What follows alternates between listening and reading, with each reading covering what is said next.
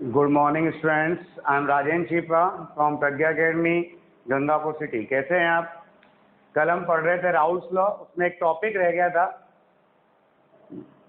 Mic की battery खत्म होने के कारण। तो आज हम पहले वो टॉपिक पूरा करते हैं, फिर आगे के क्वेश्चंस करेंगे। तो देखिएगा, हम बात कर रहे हैं Raoult's law in vapour phase.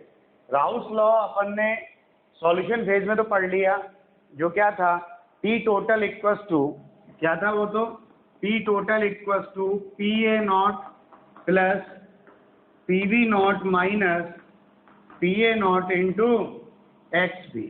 ये था। इसके लिए हमने ग्राफिकल रिप्रेजेंटेशन वगैरह सब कर लिया, कोई दिक्कत।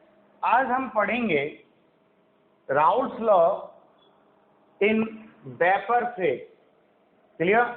वेपर फेज में राउल्स लॉ की बात करेंगे। तो वेपर फेज का मतलब क्या है? जैसे ये सॉल्यूशन था,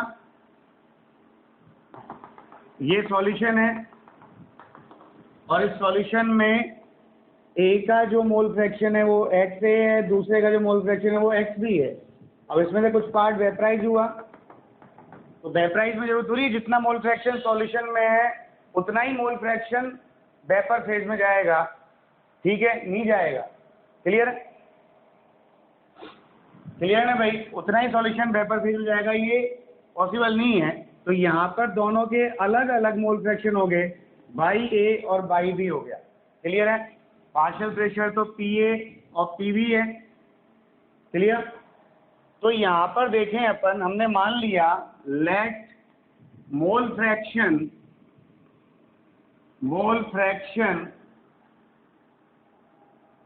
of solute and solvent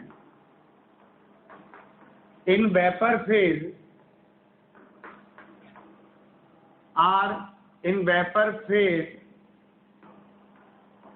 are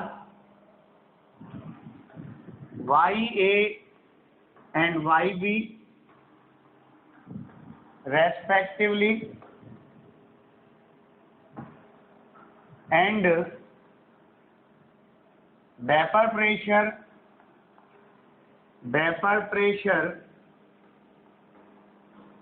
are PA and PB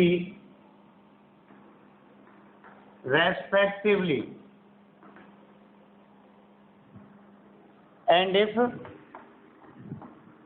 total pressure is TT, then clear? तो यहाँ पर हमने क्या मान लिया कि वेपर फेज में A का और B का जो मोल फ्रैक्शन है वो YA और YB है, और A का और B का जो पार्शियल प्रेशर है वो PA व PB है, और टोटल प्रेशर जो है वो P टोटल है। क्लियर है? तब हम यहाँ पे बात करें, आपने 11th क्लास में गैसेस स्टेट पढ़ा, उसमें एक टॉपिक पढ़ा था पार्शियल प्रेशर। तो पार्शियल प्रेशर का फॉर्मूला क्या होता था? पार्शियल प्रेशर का जो फॉर्मूला होता था, क्या होता था भाई?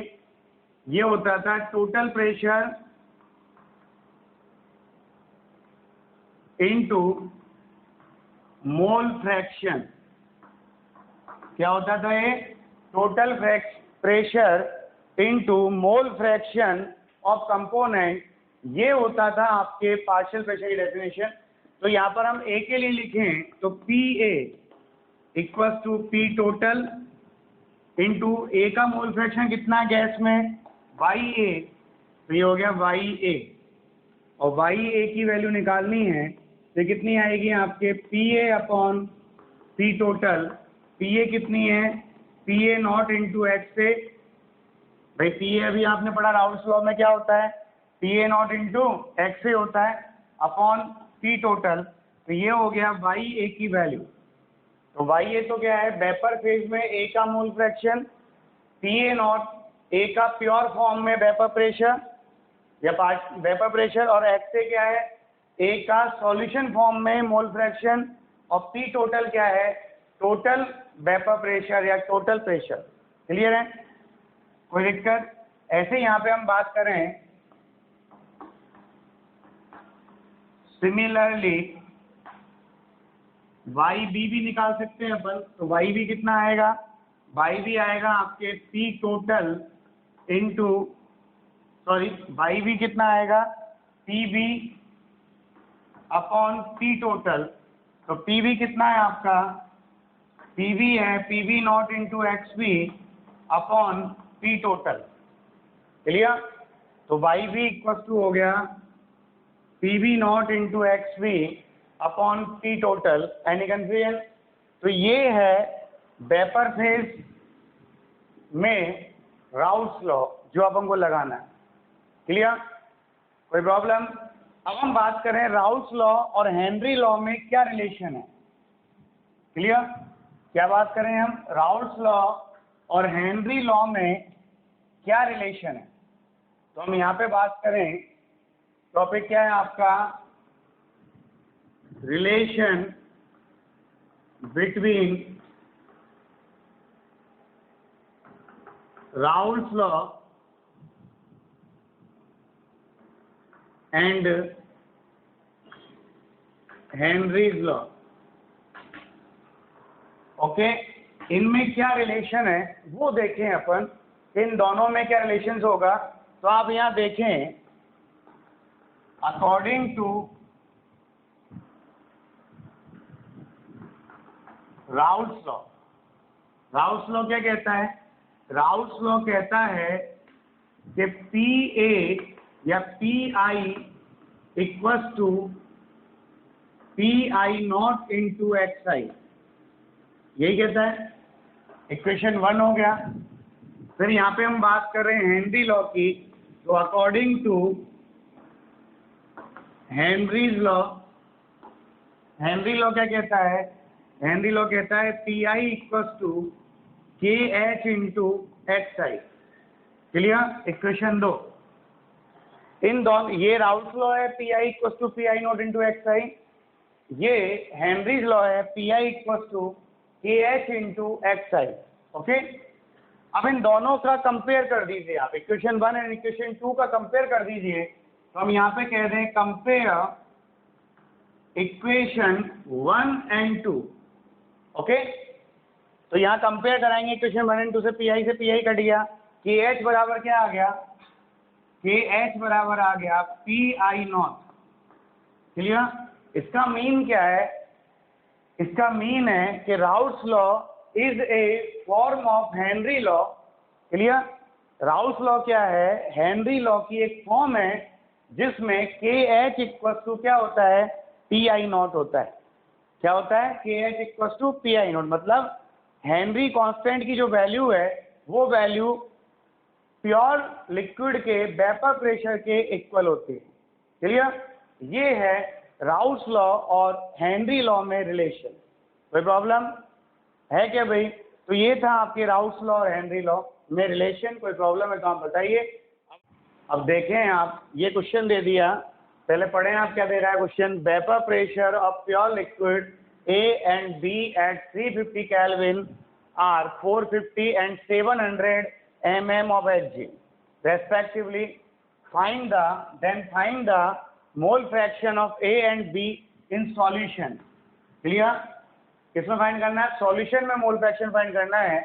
If the vapour pressure of solution, मतलब पी टोटल दे रखा है आपको, is 600 mm Hg, then calculate the mole fraction of A and B in vapour phase.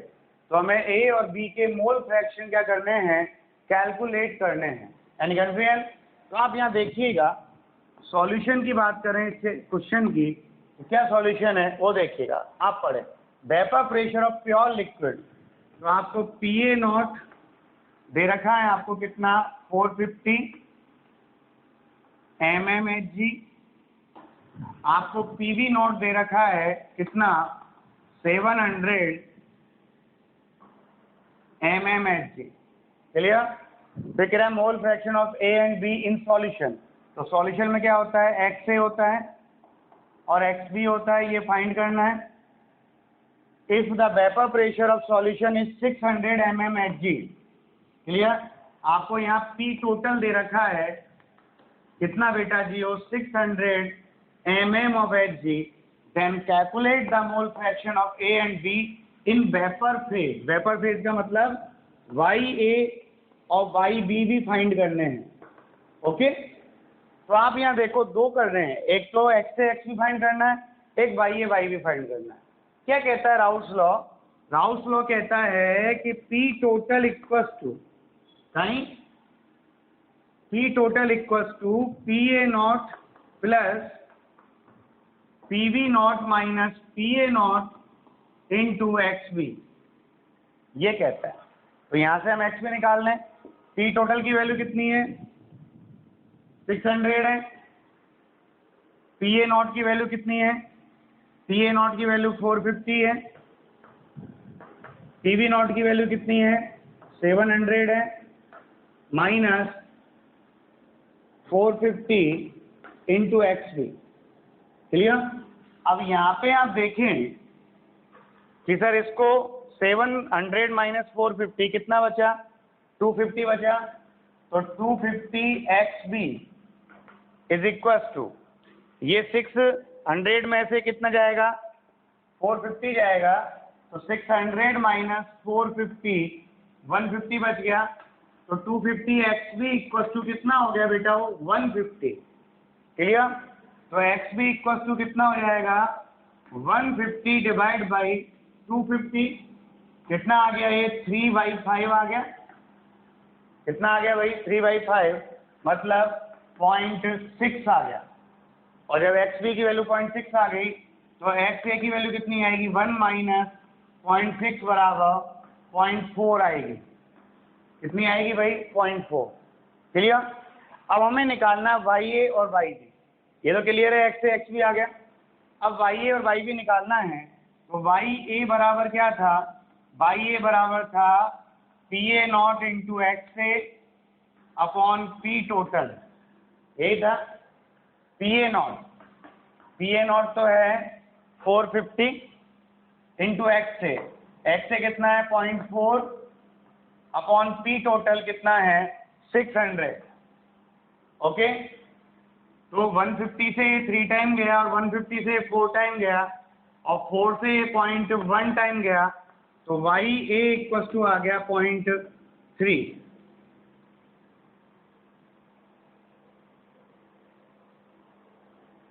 Clear? Clear है भाई? YA इक्वल टू कितना आ गया? 0.3। तो YB कितना आएगा? YB आएगा 1 माइनस 0.3 दैट इज 0.7। कोई कंफ्यूजन है तो आप बताइए, कोई दिक्कत है तो आप बोलिए। क्लियर? क्लियर है आपके राउल्स लॉ? अब राउल्स लॉ के बेस पर इस चैप्टर में आगे हम पढ़ते हैं ideal and non ideal solutions. उसमें सबसे पहले लेते हैं आइडियल सॉल्यूशन। आइडियल सॉल्यूशन का मतलब क्या होता है? आइडियल सॉल्यूशन का मतलब होता है such solutions which obey the Raoult's law at each temperature and pressure। Clear? क्या बोला मैंने? Such solutions which obey the Raoult's law at each temperature and pressure are known as ideal solution। मतलब ऐसे solution जो हर temperature और pressure की range पर Raoult's law का फॉलो करते हो वो कहलाते हैं आपके आइडियल सॉल्यूशन। इन सॉल्यूशंस के लिए क्या होगा? राउल्ट्स लॉ का फॉलो करेंगे तो P total equals to PA not into XA plus PB not into XB होता है। ये राउल्ट्स लॉ ही है। क्लियर? और PA बराबर क्या होगा? PA नॉट इंटू XA और PB बराबर PB not into XB। Clear? पहला तो ये यही है, राउल्ट्स लॉ का फॉलो करें। दूसरी बात क्या है कि जब यहाँ सॉल्यूट और सॉल्वेंट को मिलाया जाता है तो जो प्राप्त सॉल्यूशन होता है, जब सॉल्यूशन का फॉर्मेशन होता है तो वहाँ ना तो हीट इवॉल्व होती है और ना हीट एब्जॉर्ब्ड होती है। मतलब डेल्टा H मिक्सचर जो है वो 0 आता है। क्या कहा मैंने? ना तो हीट इवॉल्व होती है ना हीट एब्जॉर्ब्ड होती है। मीन्स डेल्टा H मिक्सचर क्या है? 0 आएगा। मतलब ना तो ये एक्सोथर्मिक है, नाइदर एक्सोथर्मिक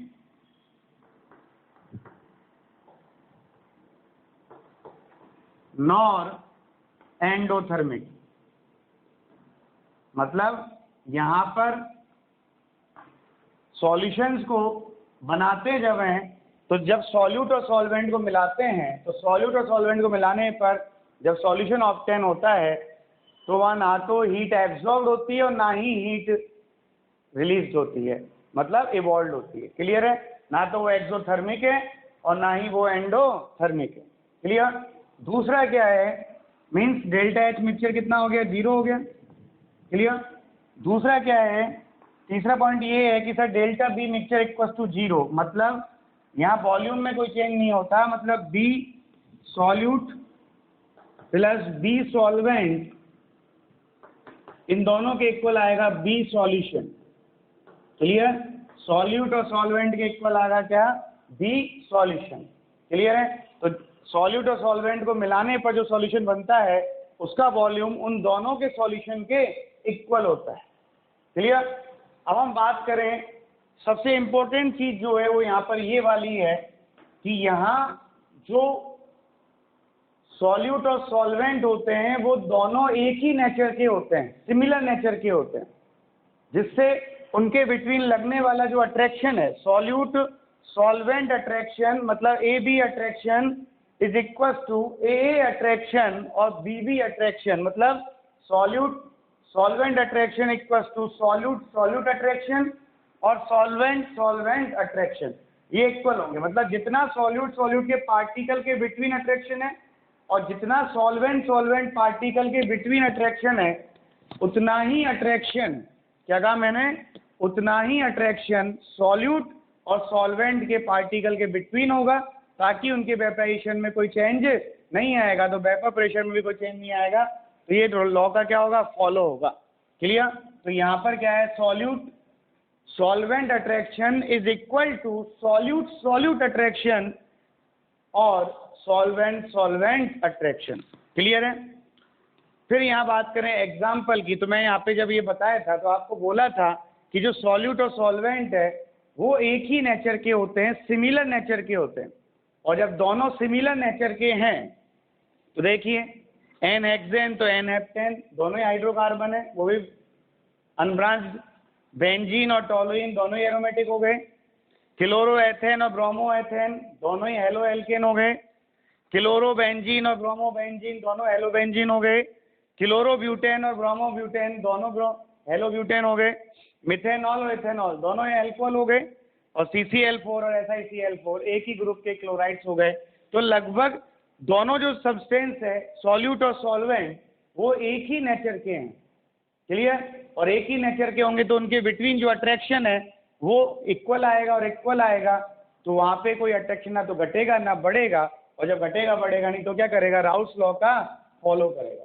और जब राउल्स लॉ का फॉलो कर रहा है, क्या कर रहा है बेटा, राउल्स लॉ का फॉलो कर रहा है, तो जो आइडियल सॉल्यूशन का ग्राफिकल रिप्रेजेंटेशन आएगा वेपर प्रेशर में और किसमें, मोल फ्रैक्शन में, वो सेम आएगा राउल्स लॉ के इक्वल। क्लियर? जैसे अपन ने यहाँ ग्राफिकल रिप्रेजेंटेशन किया किसका, आइडियल सॉल्यूशन का, तो यहाँ पे आपने ले लिया वेपर प्रेशर और यहाँ ले लिया आपने mole fraction. Clear? XB। Clear है? यहाँ पे क्या था, XA इक्वल टू 1 था, XB इक्वल टू 0 था, यहाँ पे XA इक्वल टू 0 था और XB इक्वल टू 1 था। तो अपन ने जो इक्वेशन ली थी वो कौन सी थी, P total equal to PA not plus PB not minus PA not into XB, ये इक्वेशन थी। अब यहाँ पे देखें XB की वैल्यू 0 रख दी तो P टोटल PA नॉट के बराबर हो गया, तो ये तो हो गया PA नॉट। क्लियर? और अब इधर जा रहे हैं तो XB की वैल्यू बढ़ रही है, और XB की वैल्यू बढ़ रही है तो ये वैल्यू बढ़ेगी P टोटल की, और फाइनल में जब XB की वैल्यू 1 हो जाएगी तो 1 होते ही PA नॉट से PA नॉट कट जाएगा, तो P टोटल क्या आएगा, PV नॉट के इक्वल आएगा। तो इनका ग्राफ वही आएगा जो इसका आ रहा है। तो यहाँ क्या है, P total equal to PA plus PV का ग्राफ है। फिर एक ग्राफ था किसका, इस वाले इक्वेशन का, कि PA equal to PA not into XA, और एक ग्राफ था इस इक्वेशन का PV equal to PV not into XB। Okay, ये ग्राफ था। तो PA नॉट इंटू XA की वैल्यू 1 है, तो ये PA नॉट के बराबर हो गया। फिर जा रहे हैं XA की वैल्यू 0 होती जा रही है, ये लास्ट में 0 पे आ जाएगा। ऐसे ही यहाँ पर देखें इस वाले के लिए, क्लियर, इसके लिए देखें तो XB की वैल्यू 0 है तो PV की वैल्यू 0 हो जाएगी। इधर जा रहे हैं तो XB की वैल्यू 1 आ रही है, तो PV की वैल्यू PV नॉट के इक्वल होगी, तो ये इक्वल हो गई। ये आ गया आइडियल सॉल्यूशन। ये PA है और ये PV है। PA बराबर PA नॉट इंटू XA है और PV बराबर PV नॉट इंटू XB है। कोई कंफ्यूजन है तो आप बताइए, कोई प्रॉब्लम है तो आप बताइए। ये आइडियल सॉल्यूशन के लिए ग्राफिकल रिप्रेजेंटेशन है। ये वही ग्राफ है जो कल बनाया था अपन ने राउल्स लॉ में, क्लियर। तो आइडियल सॉल्यूशन क्या होते हैं? Such solutions which obey the Raoult's law at each range of temperature and pressure are known as ideal solution. मतलब ऐसे सॉल्यूशन जो टेम्परेचर और प्रेशर की हर रेंज पर राउल्स लॉ का फॉलो करते हैं, वो कहलाते हैं आपके आइडियल सॉल्यूशन। क्या कहलाते हैं? वो आइडियल सॉल्यूशंस कहलाते हैं। कोई कंफ्यूजन है तो आप बताइए, क्लियर है? तो ये कहलाते हैं आपके आइडियल सॉल्यूशन। और इनके जो एग्जांपल्स आएंगे वो सेम नेचर वाले सॉल्यूट और सॉल्वेंट लेने हैं। तो NHexane plus NF10, benzene plus toluene, chloroethane plus bromoethane, chlorobenzene plus bromobenzene, chlorobutane plus bromobutane, methanol, ethanol, ऐसा ही Cl4 and CCl4। Okay, same nature के सब कंपाउंड लेने, मतलब सॉल्यूट और सॉल्वेंट दोनों की नेचर क्या होनी चाहिए? सिमिलर होनी चाहिए।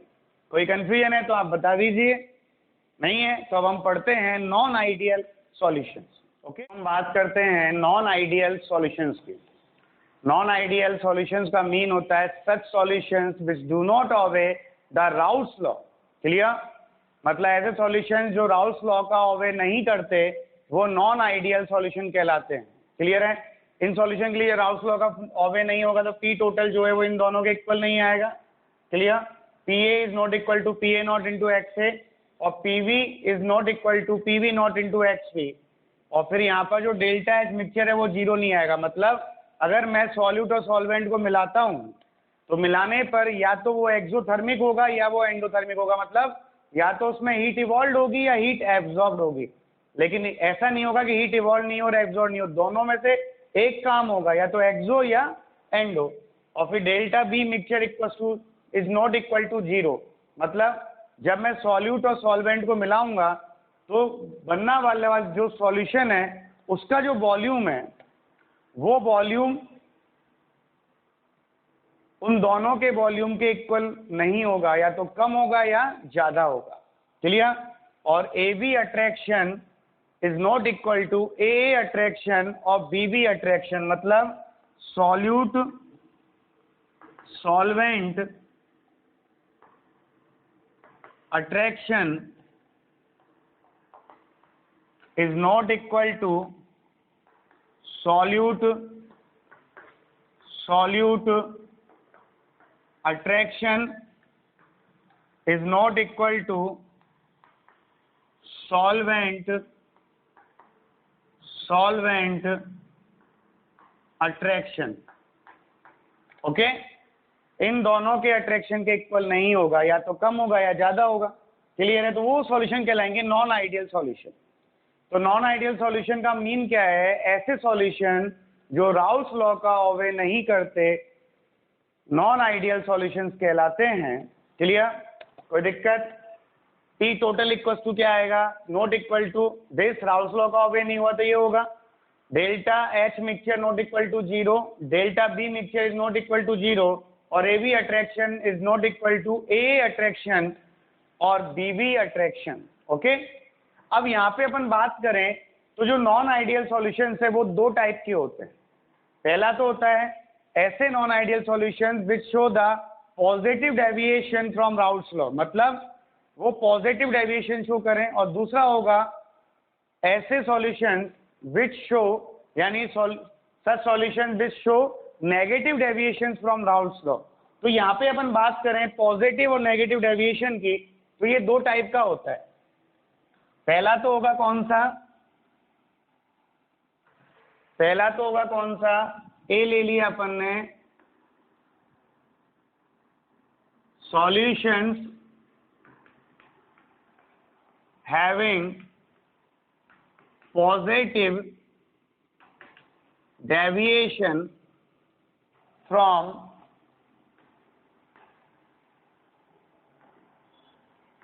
Raoul's law. क्लियर है? मतलब ये राउल्स लॉ से पॉजिटिव डेविएशन शो करना चाहते हैं, मतलब यहां जो इनका वेपर प्रेशर आएगा सॉल्यूशन का पी टोटल, वो राउल्स लॉ के वेपर प्रेशर से ज्यादा आएगा, ग्रेटर आएगा। ये भी ग्रेटर आएगा और ये भी ग्रेटर आएगा। क्लियर? और यहाँ डेल्टा एच मिक्सचर जो है वो ग्रेटर देन टू जीरो है। जीरो का ग्रेटर देन टू जीरो मतलब पॉजिटिव है। पॉजिटिव का मतलब एंडोथर्मिक है रिएक्शन। क्या है भाई? एंडोथर्मिक है, मतलब सॉल्यूट और सॉल्वेंट को मिलाने पर हीट एब्जॉर्ब होगी। क्लियर?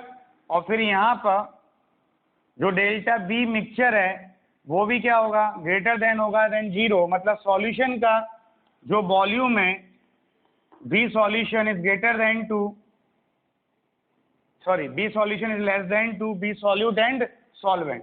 क्लियर? तो यहाँ पर डेल्टा बी मिक्सचर जो है वो क्या होगा? ग्रेटर देन टू जीरो होगा। क्लियर? मतलब पॉजिटिव होगा। फिर यहाँ पर ए बी अट्रैक्शन जो है, आप हमेशा ध्यान देना ये सारे ग्रेटर देन है तो ये लेस देन आएगा इनसे। क्लियर? तो A B attraction is less than to A attraction और बी बी अट्रैक्शन, मतलब solute solvent attraction is weaker than solute solute attraction और सॉल्वेंट सॉल्वेंट अट्रैक्शन। क्लियर है? तो इनमें सबसे बड़ी बात क्या है, जो नेगेटिव डेविएशन शो करते हैं इन सॉल्यूशंस की बात क्या है? इन सॉल्यूशंस की बात है कि इनका जो, सॉरी अपन पॉजिटिव वाला पढ़ रहे हैं, तो पॉजिटिव डेविएशन शो जो करते हैं उनकी मेन बात क्या है? उनकी बात है कि सर इनका जो टोटल प्रेशर आएगा वेपर प्रेशर, वो राउल्स लॉ के वेपर प्रेशर से ज्यादा आएगा, मतलब आइडियल सॉल्यूशन से ग्रेटर आएगा। डेल्टा एच जो आएगा वो पॉजिटिव आएगा, डेल्टा बी जो आएगा वो पॉजिटिव आएगा, और बस ए बी अट्रैक्शन मतलब सॉल्यूट सॉल्वेंट अट्रैक्शन जो होगा वो सॉल्यूट और सॉल्वेंट सॉल्वेंट अट्रैक्शन से वीकर होगा। और जब सॉल्यूट सॉल्वेंट अट्रैक्शन वीकर है, भाई ये सॉल्यूट है और ये सॉल्वेंट है, यहाँ अट्रैक्शन हाई है, इन दोनों को मिलाया अट्रैक्शन लो हो गया, और जब इनमें अट्रैक्शन लो हो गया तो इसका वेपराइजेशन बढ़ेगा, और वेपराइजेशन बढ़ेगा तो वेपर प्रेशर भी क्या आएगा? हाई आएगा। क्यों? जब वेपराइजेशन बढ़ेगा तो अमाउंट ऑफ वेपर जो है वो इंक्रीज होगी, और अमाउंट ऑफ वेपर इंक्रीज होगी तो वेपर प्रेशर भी क्या होगा? इंक्रीज होगा। तो जो सॉल्यूशन का वेपर प्रेशर है वो राउल्स लॉ के वेपर प्रेशर से ज्यादा आएगा। क्लियर है? और ज्यादा आ रहा है मतलब पॉजिटिव आ रहा है, अधिक आ रहा है, इसलिए इसे बोलते हैं positive deviation from Raoult's law. क्या बोलते हैं इसे? Positive deviation from Raoult's law. Clear? समझ में आ गया आपको? सॉल्यूट सॉल्वेंट अट्रैक्शन वीकर होने के कारण अब जब सॉल्यूशन बन जाएगा तो उसके पार्टिकल्स का वेपराइजेशन फास्ट हो जाएगा, इंक्रीज हो जाएगा, और वेपराइजेशन इंक्रीज होगा तो वेपर की अमाउंट इंक्रीज होगी, और वेपर की अमाउंट इंक्रीज होगी तो वेपर प्रेशर भी इंक्रीज होगा सॉल्यूशन का। तो वहां पर वेपर प्रेशर जो है वो राउल्स के लॉ से ज्यादा आएगा, मोर आएगा, और जब मोर आएगा देन पॉजिटिव होगा, तो इसे कहते हैं positive deviation from Raoult's law. इसका जब ग्राफ बनाएंगे अपन, इसका जब हम ग्राफ बनाएंगे तो यहाँ पे अपन ने ले लिया वेपर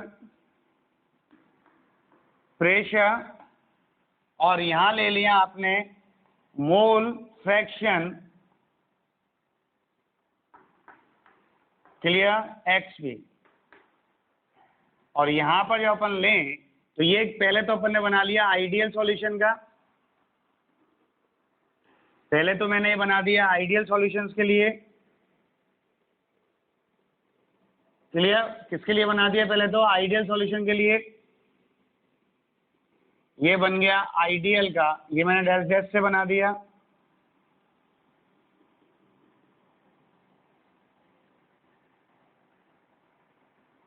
ठीक? अब यहाँ पर जो आएगा वो इसके बराबर नहीं आएगा, इससे ज्यादा आएगा, तो पॉजिटिव डेविएशन में ये ग्राफ ऐसे आएगा, तो ये तो हो गया P total greater than to P A plus P B. ये हो गया P A greater than to P A nought into X, जो इससे ऊपर आएगा ऐसे, क्लियर। ऐसे यहाँ पर ये इससे ऊपर आएगा पी बी का, क्लियर। तो ये क्या हो जाएगा, P B is greater than to P B not into X पे। तो एक ग्राफ जो है एक्चुअल वो ये तो आइडियल वाले हैं, इन आइडियल से ऊपर आएगा, मतलब पॉजिटिव डेविएशन है तो ऊपर आएगा। कोई कंफ्यूजन है क्या? इसे कहते हैं positive deviation from Raoult's law. कोई दिक्कत? चलिए क्लियर है। तो इनका ग्राफ जो आएगा वो कैसा आएगा, आइडियल से ऊपर आएगा। तो ये आइडियल उससे ऊपर ही आ रहे हैं आपके ये ग्राफ। भाई ये नीचे तो आइडियल वाला है जो डैश डैश है, और आइडियल से ऊपर आएगा तो पॉजिटिव, नीचे आएगा तो नेगेटिव, तो पॉजिटिव डेविएशन है तो ऊपर आएगा। अब यहाँ इनके एग्जाम्पल्स की बात करें तो एग्जाम्पल्स आपको ऐसे कैसे याद करने हैं, methanol plus acetone, ethanol plus acetone, ethanol plus water, methanol plus water, benzene plus acetone, और साइक्लोहेक्सेन प्लस इथेनॉल, और CCl4 plus C6H6। Any confusion? कोई प्रॉब्लम है तो आप बताइए। तो ये है आपका क्या, इनके एग्जाम्पल्स, क्लियर है। अब हम पढ़ते हैं solutions which have negative deviation from Raoult's law, clear है। देखिए अब तक तो हो गया पॉजिटिव डेविएशन वाला, अब पढ़ते हैं हम ऐसे solutions which show the negative deviation from Raoult's law. तो solutions having negative deviation from Raoult's law, negative deviation का मतलब क्या है कि इनका जो टोटल प्रेशर आएगा सॉल्यूशन का वो राउल्स लॉ के प्रेशर से कम आएगा, क्लियर है। तो P total is less than to PA not into X A plus PB not into X B, and PA is less than to PA not into X A, PB is less than to PA not into PB not into X B, clear है। तो यहाँ पर जो P total है solution का वो Raoult's law के vapour pressure से कम आएगा, क्लियर। ऐसे यहाँ PA जो है वो लेस आएगा than PA not into X A, PB जो है वो भी लेस आएगा than PB not into X B. फिर यहाँ जो डेल्टा एच मिक्सचर है वो लेस आएगा देन जीरो, और लेस देन जीरो मतलब नेगेटिव है, नेगेटिव है तो ये कौन सा हो गया, एक्सोथर्मिक हो गया। कौन सा हो गया, एक्सोथर्मिक। मतलब सॉल्यूट में सॉल्वेंट, सॉल्यूट को सॉल्वेंट में डालने पर हीट इवॉल्व होगी, क्लियर। फिर यहाँ delta B mixture is less than to zero, मतलब मिक्सचर बनाने पर डेल्टा बी क्या आएगा, नेगेटिव आएगा। बट यहाँ जो ये है ये इनका उल्टा है, ये सारे लेस देन है तो ये ग्रेटर देन आएगा। मतलब A B attraction is more than A attraction और बी बी अट्रैक्शन। मतलब सॉल्यूट और सॉल्वेंट के बीच में बनने वाला जो न्यू अट्रैक्शन है वो सॉल्यूट सॉल्यूट और सॉल्वेंट सॉल्वेंट अट्रैक्शन कंपेरिजन में ज़्यादा होता है। मतलब आप समझिएगा जैसे ये सॉल्यूट है और ये सॉल्वेंट है, इन दोनों को मिक्स कर दिया तो यहाँ जो सॉल्यूशन बना उस सॉल्यूशन में सॉल्यूट और सॉल्वेंट के बिटवीन जो अट्रैक्शन है वो इन दोनों से ज़्यादा है, मतलब स्ट्रॉन्ग अट्रैक्शन हो गया। और जब यहाँ पर अट्रैक्शन स्ट्रॉन्ग हो गया तो वहाँ पर वेपराइजेशन कम हो जाएगा, क्योंकि जब अट्रैक्शन स्ट्रॉन्ग होगा तो मॉलिक्यूल लेट उड़ेंगे ना भाई, तो उनका वेपराइजेशन स्लो हो जाएगा।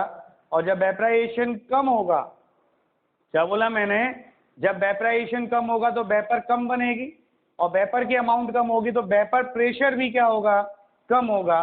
तो वहाँ जो सॉल्यूशन का वेपर प्रेशर आएगा वो राउल्स लॉ के वेपर प्रेशर से कम आएगा। क्या आएगा, वेपर प्रेशर से कम आएगा। तो उसका जो ग्राफ बनता है वो ग्राफ ऐसे बनेगा, देखो यहाँ पे तो आ गया आपके वेपर प्रेशर, और यहाँ पे ले लिया आपने मोल फ्रैक्शन XB, क्लियर। और ये यहाँ पर ये तो था आइडियल सॉल्यूशन का।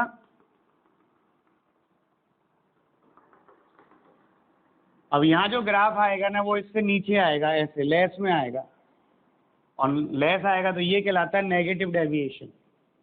क्या कहलाएगा, ये नेगेटिव डेविएशन। ये किसका है, पी टोटल का है, ये पी ए का है और ये पी बी का है। क्लियर भाई? मैं यहाँ लिख दूं ये पी ए का है। क्लियर ना भाई? ये नेगेटिव डेविएशन कहलाता है। क्लियर? तो अपन ने क्या कहा कि सर इन सॉल्यूशंस में सॉल्यूट और सॉल्वेंट के बिटवीन बनने वाला जो नया अट्रैक्शन होता है वो न्यू अट्रैक्शन ओल्ड अट्रैक्शन से स्ट्रॉन्गर होता है, और जब वो ओल्ड अट्रैक्शन से स्ट्रॉन्ग होता है इसका मतलब सॉल्यूशन बनने के बाद वेपराइजेशन जो है वो कम होगा, और वेपराइजेशन कम होगा तो वेपर की अमाउंट भी कम होगी, और वेपर की अमाउंट कम होगी तो वेपर प्रेशर भी कम आएगा। Any confusion? क्लियर है? तो वहां वेपर प्रेशर क्या हो जाएगा? डिक्रीज हो जाएगा। कोई दिक्कत है तो आप बताइए। क्लियर? और वेपर प्रेशर डिक्रीज होगा तो जो सॉल्यूशन का वेपर प्रेशर है वो राउल्ट्स लॉ के वेपर प्रेशर से कम आएगा। फिर राउल्ट्स लॉ से कम आ रहा है, नीचे आ रहा है। क्लियर है? और नीचे आ रहा है तो इसे कहते हैं नेगेटिव डेविएशन। क्लियर? और फिर इसके एग्जांपल्स हैं water plus HCl, water plus HNO3, water plus H2SO4। मतलब वाटर में कोई भी एसिड डालेंगे इनऑर्गेनिक तो सारे क्या बनेंगे? आपके नेगेटिव डेविएशन वाले बनेंगे। Chloroform plus acetone, phenol plus aniline, aniline plus acetone और प्रीडीन प्लस एसिटिक एसिड, ये सारे के सारे एग्जांपल्स जो हैं वो हैं नेगेटिव डेविएशन के। किसके बेटा? नेगेटिव डेविएशन के। कोई प्रॉब्लम? तो ये था राउल्ट्स लॉ और आइडियल और नॉन आइडियल सॉल्यूशंस, और नॉन आइडियल में पॉजिटिव और नेगेटिव डेविएशंस। कोई कंफ्यूजन नहीं है तो इनको पढ़िएगा और सॉल्व करिएगा। ठीक है? इसका न्यूमेरिकल पोर्शन अभी आगे आएगा बहुत बड़ा वाला, वो अपन पढ़ेंगे कॉलिगेटिव प्रॉपर्टीज में, और इसमें मेन न्यूमेरिकल कॉलिगेटिव में ही आता है, उनको हम पढ़ेंगे। लेकिन उसके लिए हमें ये वेपर प्रेशर पूरा ढंग से आना चाहिए।